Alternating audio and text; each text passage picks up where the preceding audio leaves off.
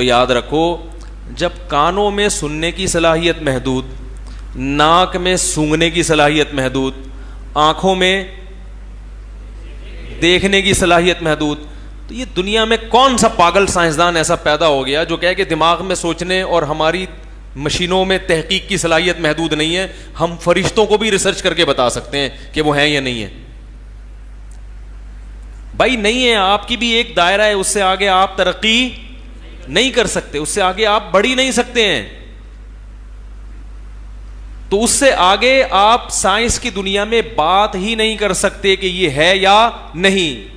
لہذا وہ آپ کا ٹاپک ہی نہیں ہے کہ آپ کہیں کہ میری عقل میں فرشتے نہیں آ رہے, کسی لیبارٹری میں نہیں ہے. یہی مذاق اڑایا فیس بک پہ لوگوں نے.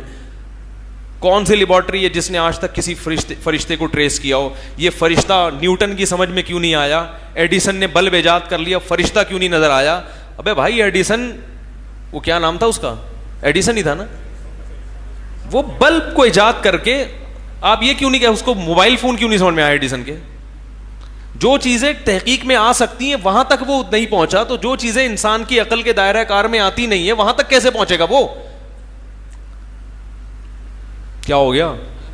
جب کوئی آپ سے کہا کرے نا یہ جو سائنس, یہ جو فرشتے ہیں اور یہ جو جنات ہیں, یہ اتنا بڑا جو جاپان کا سائنسدان ہے اس کی سمجھ میں کیوں نہیں آیا, تو آپ اس سے کسی بڑے سائنسدان کا نام لے لیا کرو کہ اس کی سمجھ میں وہ دوسرے سائنسدان کی تحقیق کیوں نہیں آئی, وہ دوسری تحقیق اس نے کیوں کی ہے, اس نے کیوں نہیں کی ہے بھائی.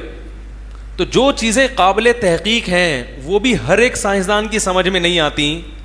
کسی کی سمجھ میں کیا آئے گا, کسی کی سمجھ میں کچھ اور آئے گا. تو جو تحقیق کے قابل ہی نہیں ہے, وہ مادی چیز ہی نہیں ہے, اس کے بارے میں یہ کہنا کہ اتنے بڑے سائنسدان امریکہ کی سمجھ میں نہیں آئے فرشتے, تو یہ مولویوں کی سمجھ میں کہاں سے آ گئے؟ تو یہ پرلے درجے کی حماقت اور بے وقوفی ہے. سمجھ رہے ہو بات کو؟ پرلے درجے کی بے وقوفی ہے یہ. حیرت اس پر ہے کہ یہ لوگ کہتے ہیں ہم عقل سے فیصلہ کرتے ہیں, لیکن یہ عقل کے علاوہ ہر چیز سے فیصلہ کرتے ہیں. فیصلہ کرنے میں یہ عقل استعمال نہیں کرتے. یاد رکھو عقل صرف ان لوگوں کے پاس ہوتی ہے جو مذہب کو فالو کرتے ہیں.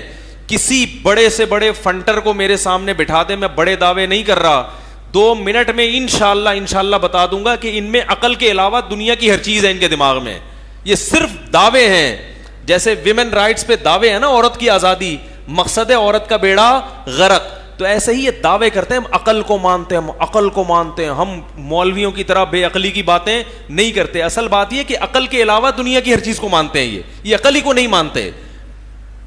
اگر عقل اللہ کے وجود کے انکار کی طرف لے کر جاتی, اگر عقل ہمیں پیغمبر کی رسالت کا انکار کی طرف لے کر جاتی, اگر عقل جنت اور جہنم کا انکار کرواتی انسان سے, تو قرآن بار بار عقل کے استعمال کا حکم نہ دیتا. نہیں یاری بات, یہ قرآن کا پھر معاذ اللہ ویک پوائنٹ ہو جاتا. مذہب کا ویک پوائنٹ کیا ہوتا؟ عقل کا استعمال.